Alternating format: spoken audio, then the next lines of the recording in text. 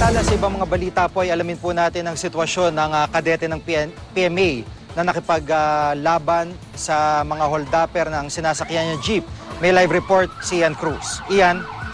Yes, Jiggy, nananatiling comatose sa ICU ng AFP Medical Center ang 23 anyo sa PMA Cadet First Class na si Alfonso Caviles.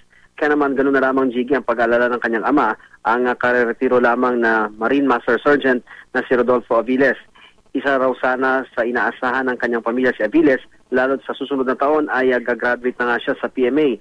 Sa investigasyon ng QCPD, magtatanghali nitong Sabado sakay ng isang jeep si Aviles sa Quezon City nang biglang magdeklara ng hold-up ang isang lalaki habang hino-hold up ng suspect ang mga pasaherong babae na magitan daw ang kadete, kaya siya ang pinagbabaril ng suspect.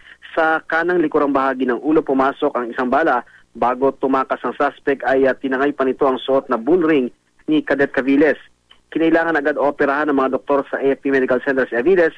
Matapos ang operasyon, namamaga pa rin daw ang utak ng biktima. Isang bala pa ang nasa balikat ni Aviles at hindi pa rin ito tinatanggal. May sugat din siya, Jiggy, sa magkabilang pisngi at nakikipagtulungan na ang AFP at PNP para sa ikalulutas ng kaso. Tuloy naman ang panawagan ng militar sa mga taong maaring makapagbigay ng impormasyon ukol sa krimen. Jiggy?